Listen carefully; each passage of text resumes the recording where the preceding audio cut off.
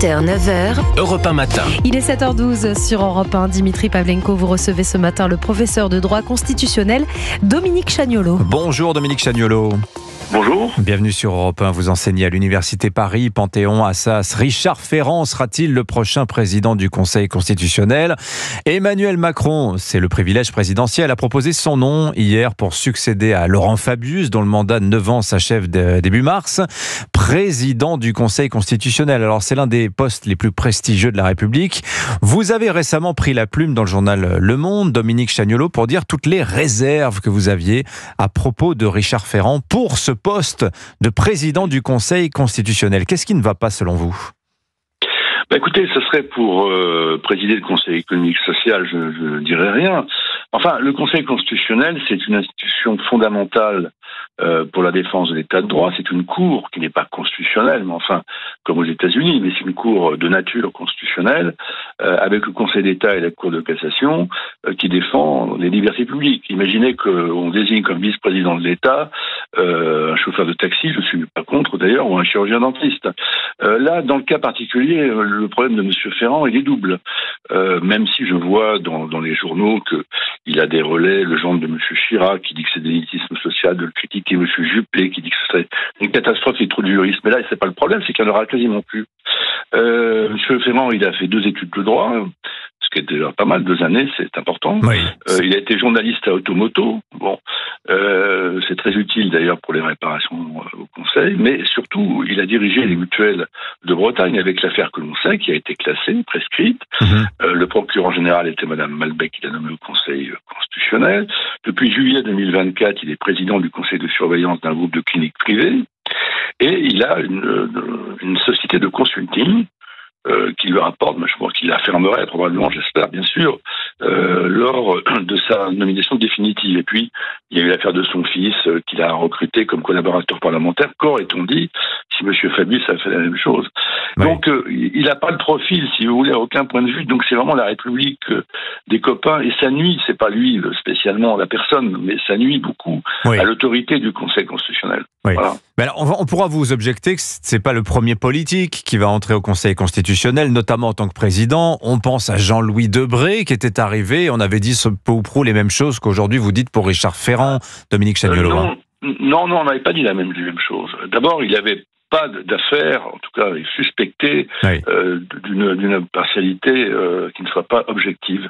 Là, dans le cas de M. Ferrand, la femme de César ne doit pas être... on ne peut pas lui faire de reproches, si vous préférez. Oui. Debré était quand même ancien magistrat, docteur en droit, il avait une certaine culture juridique, on aurait peut-être espéré que ce soit encore Badinter ou autre, mais enfin, il avait quand même une légitimité sur le plan juridique. Fabius est des conseillers d'État, et puis on pourrait remonter, Mazot était aussi un excellent juriste. Bon, voilà, ils n'avaient pas ce profil d'une proximité politique telle que le seul critère pour nommer un président, c'est pas uniquement qu'il soit l'ami du chef de l'État qu'on récompense. Oui. Quant à l'argument de dire qu'il existerait une tradition de président de l'Assemblée nationale, c'est une vaste blague en réalité, puisqu'il y a sur 93 nominations, je crois, 2 ou 3 présidents, anciens présidents de l'Assemblée nationale. On pourrait dire d'ailleurs que les avocats, ça va avec, que les secrétaires généraux des assemblées.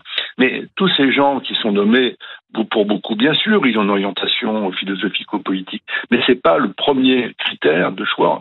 Et en tout cas, dans les pays européens, en Russie, ce serait impensable une nomination pareille. Ça paraît rigolo, si je puis dire. Donc, on est dans une situation. Alors après, il est probable, puisque je crois que savoir que M. Ferrand a un bureau à l'Assemblée, donc il rencontre tous les députés, il est probable que ça va passer peut-être comme une lettre à la poste. Voilà, parce qu'il va être auditionné le 19 février par les 2 commissions des lois de l'Assemblée et du Sénat. Oui. Les membres voteront à bulletin secret. Il faudra une majorité des 2/3 des voix. Vous les incitez à bien réfléchir, y compris les élus de la majorité, les élus macronistes. Oui, 3/5. Oui, tout à fait. Je les incite éventuellement à ne pas venir d'ailleurs, mais je les incite aussi éventuellement s'ils vont vraiment hésitants à voter blanc. Oui. Et alors après, quant à la blague de dire qu'il va favoriser Mme Le Pen ou le contraire, c'est complètement stupide. Oui. Il va entacher toutes les décisions importantes concernant X ou Y sujet du nombre de suspicions. C'est ça le problème de cette affaire. J'ai une question pour vous, Dominique Chagnollaud, parce que vous vous souciez, vous avez fort raison, de la légitimité du Conseil constitutionnel, mais que penser de son action qui quand même aboutit souvent à ligoter complètement le législateur, notamment sur les sujets d'immigration, par exemple. Je vous prends 2018, donc c'est Laurent Fabius président. On voit que le contrôle de la loi va se faire sur des principes parfois très vagues. Quand par exemple, il élève la fraternité en principe constitutionnel, ce qui va avoir pour effet de totalement désamorcer le délit de séjour irrégulier. C'est aussi ça le Conseil constitutionnel.